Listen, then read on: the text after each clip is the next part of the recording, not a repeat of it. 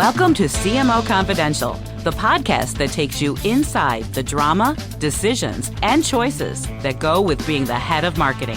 Hosted by five-time CMO Mike Linton. Welcome, marketers, advertisers, and those who love them to Chief Marketing Officer Confidential. CMO Confidential is a program that takes you inside the drama, the decisions, and the politics that go with one of the most scrutinized jobs in the executive suite, and that is whoever is running marketing. I'm Mike Linton, the former CMO of Best Buy, eBay, Farmers Insurance, and Ancestry.com, here with my guest, Craig Coffey. Craig is currently the founder and president of Waymaker, an executive coaching company. Previously, he was the CMO at Nokia North America and Frontier Communications. He was also classically trained as a VP at Pepsi and a young executive at Kraft. Full disclosure, Craig and I both teach at CMO Bootcamp, so I've watched him in action, and he is impressive. Listeners should have high expectations. Welcome, Craig. Thank you very much for having me. It's a great privilege to be with you. Wow, a great privilege. Well, thank you. You can come back on the show anytime you wish. So, given Craig's experience as both an operator and a coach, he has some broad views on today's topic, which is how do you increase your chances of succeeding as a CMO? We're going to talk about some thoughts on how to beat the two-year jinx, which has bedeviled this position since it started getting measured 20 years ago. This is the fastest turning job in the executive suite, and since it got measured. This is actually a bookend session to an earlier podcast, Why the Short Shelf Life of CMOs, parts 1 and 2. And Craig, why don't we start with an overview of how you see the job today? Yeah, I think everything you described is exactly right. I mean, it is one of the few C-suite roles that has probably changed the most over the last 15 or 20 years.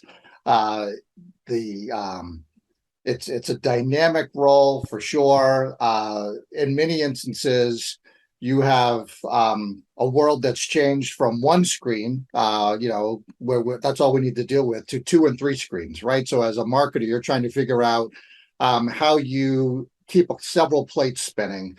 The thing that's always challenged to this role is just one thing. When you say screens, you should make sure everybody knows what you mean when you say screen. Television, phone, tablet, but there's nobody who's just necessarily sitting and watching television the way they may have done 20 or 25 years ago. There's a multitasking going on where they're juggling 2 or 3 different devices in many instances. So it's not the same captured audience that you might have had 25 or 30 years ago. Yeah. So I think that's a challenge. And then I think the other challenge is, well, there's a couple more challenges. Everybody's a consumer, so it is the one function that everybody backseat drives on and has a lot to say. I remember walking in with our CFO one time at a company I worked for, and I remember getting input from him and, facetiously saying back to him, does anybody stop you in the parking lot and tell you how to depreciate the company's assets? And he started laughing like, no, nobody ever asks me or shares with me, how I should be doing those kinds of things. But everybody stops the marketer and provides some kind of point of view of what they think should be going on, the kinds of celebrities that should be in ads, the kinds of, media that should be bought, all of those kinds of things. And then the final thing I'll say, which I think is extremely interesting, is I think, and it explains maybe some of the turnover that's happening with many of the CMO roles, there's often a more profound issue that's going on in the company that the CMO can't possibly fix by themselves. So there typically is a business strategy that's gone awry. Maybe the company's not as competitive as it should be, so it's competitively disadvantaged in some way, shape, or form. Or maybe it just has poor products. And yet a CMO turns over and a new CMO comes in, and the expectation is that somehow the company might be able to talk its way into success when there's something that's more systemic or more fundamentally wrong that's going on. So I think sometimes the CMO is the rotating seat. where there's actually more kind of profound issues that need to be tackled across the C-suite from some of those other functional areas. And I'll talk a little bit more about what I think the possible solution could be in that instance. So thank you for that. I think a really important point, which is on your way in, you don't want to be the magic in the bottle person who is going to solve the business problem by actually just convincing the consumer of something that is not really a marketing problem. And yeah, I agree. And if you're seeing CMOs turnover, you should be asking a bunch of questions as to why, because maybe they're all no good, or maybe there's a different problem that isn't marketing. So Craig, you've done the CMO job in a couple of places. You've coached a ton of people. You've talked to a lot of boards. What skill sets do you recommend people get on their way up to make sure that they're ready for the CMO job, given the increasing complexity of the job? Yeah, so I'll zoom out for one moment and just say one thing that I think goes on with CMOs that they may not be helping themselves with. I think sometimes when you talk to a CMO and you ask them like, hey, tell me what you do or what's going on, they still talk about themselves in the traditional way that like CMOs used to do their jobs. They talk in terms of TV spots and they talk in terms of advertising and branding and all of those kinds of things. But the CMO role is probably a much bigger role than your latest TV spots or your latest radio ad and those kinds of things. But often when people describe it, that's the way they describe it. And then the second thing I would say that a lot of CMOs sometimes do, they come into a job and they immediately start to tackle things like the agency roster, or I want a new logo, or is this the right value proposition, or what's the right media mix, and all of those kinds of things. And I'm not saying those things aren't important, but those are not probably the things that where you want to start. And I think that starts to kind of reinforce the narrowness of what marketing is about. So when I think about the skill set that's probably required, there's a couple of things. I think there's this broad strategic thought that I think really good CMOs have. And it's not just strategic marketing, but they're business strategists as well. They're very good at being able to think, zoom out and see and wear the big hat and be like help the company think through its broader business strategy in addition to marketing strategy. The second thing I think they're really talented at is they have the creative sensibilities or the creative nuance.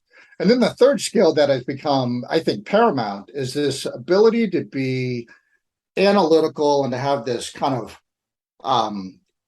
this ability to be quantitative and really understand like every lever you pull, what you get for that. And I think the challenging thing is there's not many jobs where there's that broad of a scope or there's that broad of a span where you have to be able to do a lot of things really well like that. But I think if you're able to do, let's say, two of those things really well, you can be successful.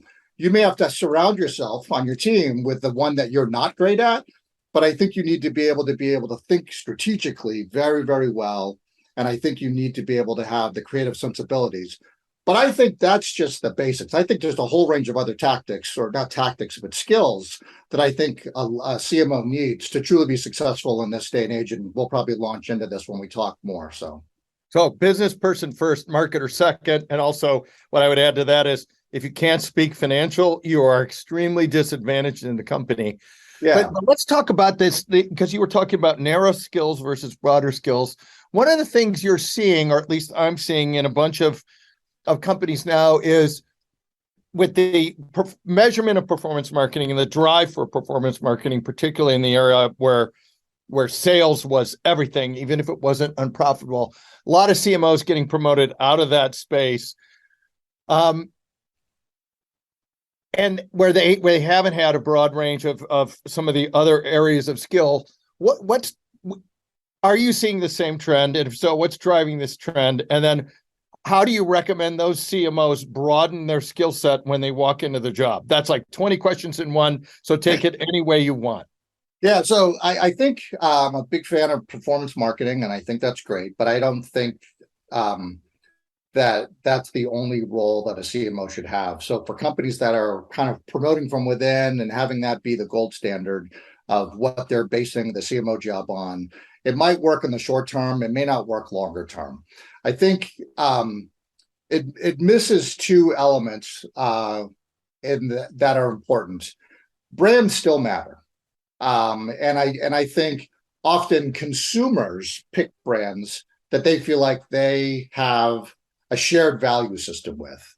And then I would say employees pick companies they want to work for that have some kind of aligned purpose that they have. And it's not just about profit, but it's about purpose and profit. So in this day and age where there's a tight labor market, I don't know, the unemployment rate is 3.6, 3.7%, something like that. Employees want to work someplace where they feel like they have a shared value system or they believe in the purpose of the company. And if you're just around the demand gen piece and what the numbers say, and the brand is kind of eroding, I think that could be problematic.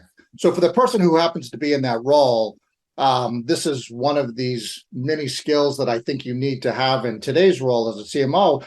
If you're all about the performance marketing piece, then you need to make sure you've built a team around you that has an incredible skill set that can do some of those things that fill in the areas that you don't have. And I would say that for any CMO, not any one CMO has all of the skills that's needed. One of the most important things they need to be doing is kind of surrounding themselves with the best possible talent they can.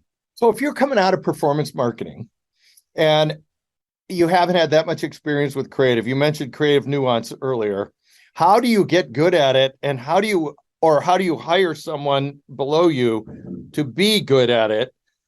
Because your first tendency, or a lot of times your first tendency is to mathify every function, just like you've done in performance marketing.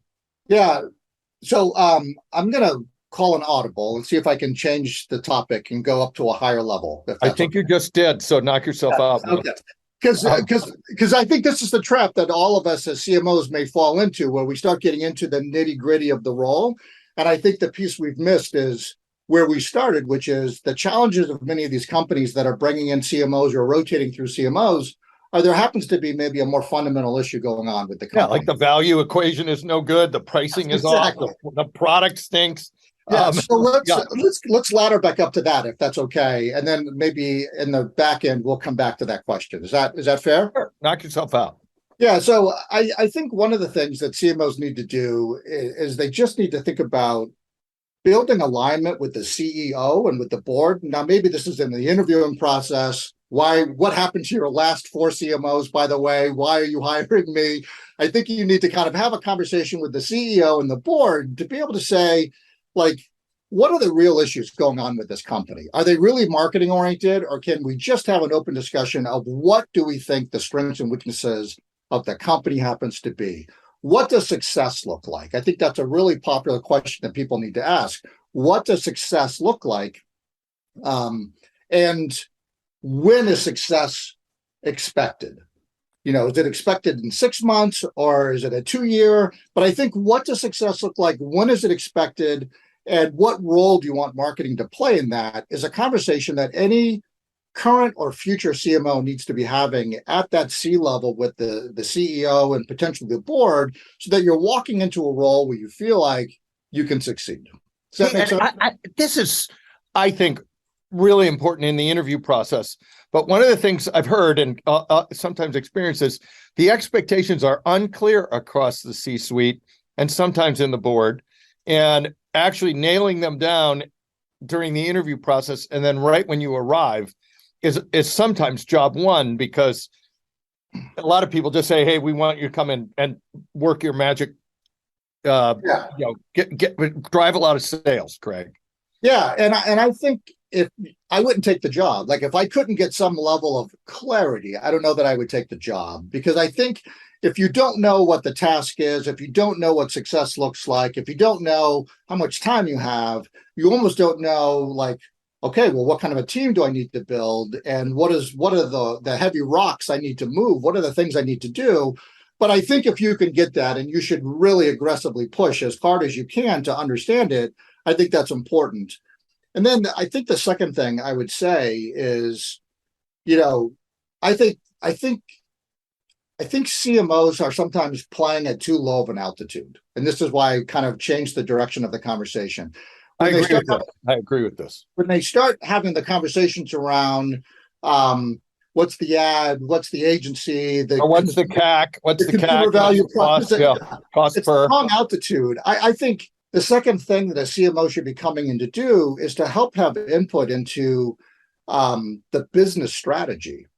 Now, they being a CMO, can bring something unique into the CMO strategy conversation. I'm sorry, the business strategy conversation that the other C-suite partners can't, which is the voice of the customer, right? The research and all of that stuff around the voice of the customer is probably not interjected into the business strategy as much. So I think being able to say, hey, as a CMO, I'd like to work with you, CEO, and the rest of the C-suite on helping us fix or realign or reimagine our business strategy, then that's not about the marketing nits and gnats that most CMOs get wrapped up in. It's at this higher altitude of a conversation, which I think is really important as well. I would agree with this, because this is a lot of times the discussions about CAC or whatever you want to call it, or right, spots or media efficiency.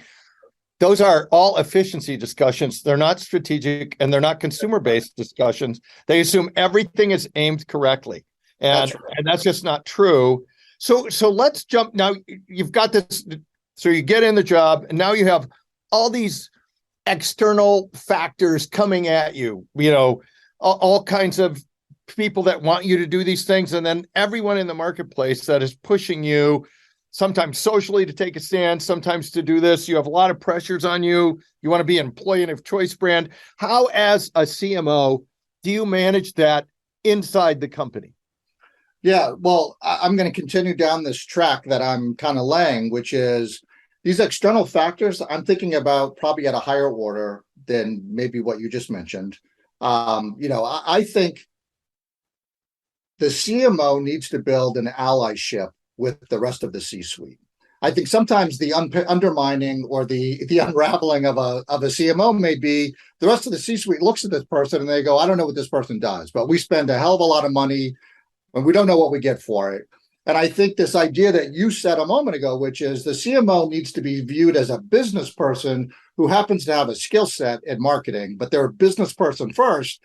And this allyship with the rest of the C-suite, I think, is important. So, being able to align with the CFO and help that person achieve their goals. What's the chief technology officer working on? What's the chief information officer working on? What's the chief operating officer working on? How does that broader business strategy that marketing should have an input in, helping to solve problems for those folks? And then how are they collectively as a C-suite tackling this ever-changing world we're in? And I just want to talk for a moment about this ever-changing world we're in, because you can see I'm not interested in having a conversation with the CMOs wrapped up in their shorts on these smaller things.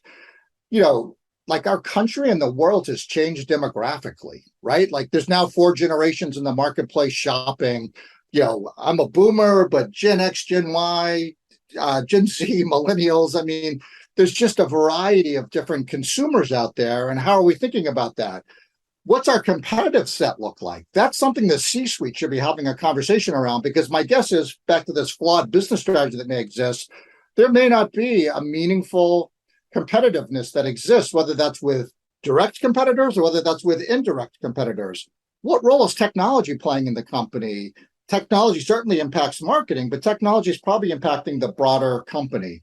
How is the company thinking about social and cultural norms that have changed because of the pandemic and just different generational cohorts coming along? So I talk about all those things because business strategies don't last forever, and I think many companies that are probably failing have found their business strategy is out of date, and a CMO can come in along with the C-suite where they've built allyship and maybe help reinvent what that business strategy starts to look like. Does that make sense? It does, and I think it is. We did. There's an earlier show on is the CMO job headed for extinction, and it kind of talks about this in a way of, if you're not bringing the marketplace to the company and all you're doing is spending more efficiently, you're doomed in this job, because your real job is strategy, experience, and then execution. And I think, to your point, one of the things you see in a lot of businesses today is there's a real focus on the efficiency of execution or the aggregation of just top line sales. And in the long run, that is probably a pretty dangerous place for a lot of brands to be. And the CMO's job, in my mind, the CMO's job is to bring the marketplace to the company in a way the company can see where it has to go, not how efficiently it should spend. I think that's right. And the only add I would make to that is do it with your C-suite peers so they feel like there's followership and they have input of bringing the marketplace to the company. And it's not just the marketing team deciding that. And I think to the other point that we started on about the talent, all that stuff that we used to get excited about, the efficiency and making ads and making radio spots and billboards and digital and everything else, drive that down to your team. Like you as a CMO, play at this altitude up here that's helping to drive the company and the vision and the business strategy.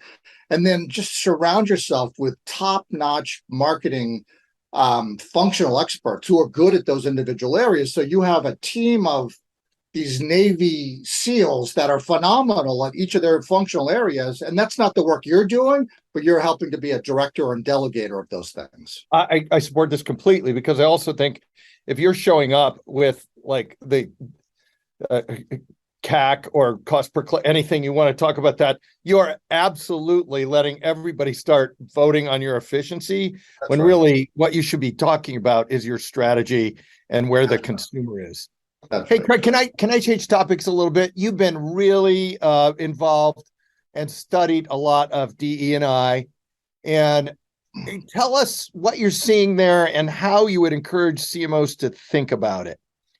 Yeah, and companies while we're at it. Yeah, it's a great question, and as part of my coaching practice, diversity, equity, inclusion is a subset of what I do, and I would say, one of the first questions I ask companies when they say, "Hey, DEI is important to us," I always say, "Why? Like, tell me what about it is important." And you get a variety of answers sometimes. Some people will say, "Well, it's the humane thing to do, or it's the ethical or moral thing to do," and it's like, okay, I get that, but like if it really truly is, then maybe this would have been solved 50 or 75 years ago. Like, what's going to be the driver that's going to give it sustainability in your company, right? So that it has some level of stick-to-itiveness.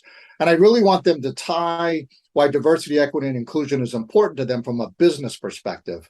Because if they can't link it to a business reason, it just won't be something that they stay after. But if a company says, well, we want to do it because we want to better serve the communities that are, in our portfolio, then okay, that's a good reason. Or that's where we're going to get the best caliber of talent. Okay, that's a good business reason. Or that's where we're going to get more innovation from. That's a good reason. So I just like to hear people tie why DE&I is somehow going to be a business driver for them and not something that feels like a hobby. Now, if I'm a CMO, one of the things I don't want to do is kind of get into some of these lower level conversations we were having a moment ago, which is we're going to go tackle, diversity with marketing. I think at the end of the day, it needs to ladder up to a broader conversation with the CEO and the C-suite to say, what does this company stand for? What does this brand stand for? And let's do some internal kind of understanding of where we are as a company. So what does our workforce look like? Do we have diversity in our workforce? And do we have it at every level, or do we have it at just our frontline workers? And how do we fix that as fast as we possibly can? Are we involved in the community in some way, shape, or form, where we're actually putting our actions and our money behind whatever we're about to say, but we're literally showing up for our community in some way, shape, or form? Are we helping to impact what's happening at the local and state government level in some way, shape, or form? I just think it's important that companies do some little bit of internal inventory first to see where they are before they go advertise or talk about something externally to consumers, because I think it'll come back and bite them. Because companies will say, well, wait, I feel like there's a bit of hypocrisy. You're saying this in your marketing, but you don't operate that way. Your board still looks a certain way. Your senior leadership still looks a certain way. You don't seem to be demonstrating diversity, but you're talking about it to consumers as if you are.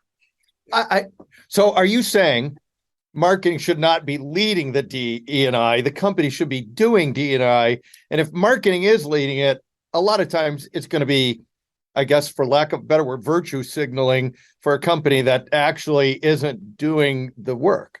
Yeah, that is what I'm saying. I mean, I just think the company should be able to do several things at once. But unless you have your house in order where you're literally starting to have a high say-do ratio, we say we're like this, we say we're about this, but it's showing up in our workforce. It's showing up in what our board looks like and what our senior team looks like. I think it could be one of those things that consumers can find out pretty quickly, right? Like 5 minutes of search, you can kind of see what companies' officers look like, what the board looks like. You can see pretty quickly if a company is standing true to what they're saying or not. And I think in this day and age of consumer activism, where we've seen this for 20 years, where consumers will torch somebody in social media. But the other thing that's new, certainly in the last 5 or 10 years, has been employee activism, where employees are starting to turn on their own companies and say, we are saying this as a company, but this is not how it's like on the inside. That can really be a death knell for companies. I think this is a great point about do the work, then do the marketing. Don't think the marketing is actually doing the work. Yeah. So Craig, as we move towards a close here, last question, and you can pick which direction you want to take it. Funniest story you want to share or practical advice we haven't talked about that you want to give our listeners before we ring off. So floor is yours. Yes, thank you. I have a lot of funny stories, but I haven't gotten permission from some of my peers to be able to. You're just going to tease us with the funny stories. Thank you, Craig. Very helpful. Yes. I don't want to implicate some of my peers. He's hilarious. Trust me. He's really funny, people. From some of the silly things or big mistakes I've probably made in my career. But I would say this to CMOs, aspiring or current. I would say there's an old saying, what got you here won't get you there. And the things that used to excite you about marketing, doing ads and all of, working with the agency and all of those kinds of things, as you kind of reach this new pinnacle of being a chief marketing officer, and hopefully you've heard this in my remarks, you need to really elevate yourself and operate at a different altitude. So if you're still finding yourself as a CMO doing that work you were doing 10 years ago, you're probably not doing the right work. That's stuff you should be offloading your team, developing your team, and all those other kinds of things. And that leads me to the second point, which is that idea of what got you here won't get you there. You need to be somebody who's building the best possible team you can. You need to be somebody who is surrounding yourself with knowledge, even beyond what you have. If you're the smartest person in the marketing organization, you probably have done a disservice to yourself and to the company. It's okay to be surrounded by people who are smarter than you in a range of areas that you're not familiar with, and then just be really good at clarifying priorities, be really good at delegating and directing and getting the best out of those people and letting them do that work that you used to do while you are spending time at the higher levels of the organization, helping to shape the company strategy and the role that marketing can play in helping deliver that broader company strategy. Well, thank you, Craig, for being a great guest. And thanks to everyone for listening to CMO Confidential. Look for more of our shows on Spotify, SoundCloud, Apple, and YouTube, including what venture capital really thinks about marketing. Also, what private equity really thinks about marketing, what your agency wants to tell you but won't, and a couple of shows we talked about, why the short shelf life of CMOs, and is the CMO job headed for extinction? Hey, all you marketers, be safe out there. This is Mike Linton signing off for CMO Confidential. This episode of CMO Confidential is produced and sponsored by AdCom, one of the premier integrated marketing and advertising agencies. AdCom works with mid-market companies to create measurable returns. With 30-plus years experience, AdCom partners to lead innovative strategy, creative, media, and analytics for growth-oriented brands that want to differentiate themselves in a crowded field. Working in B2B, B2C, healthcare, financial services, transportation, building products, and consumer goods, AdCom leverages unique internal and external insights to create dynamic and lasting brands ready to maximize their market position. For more information, visit us at engageadcom.com.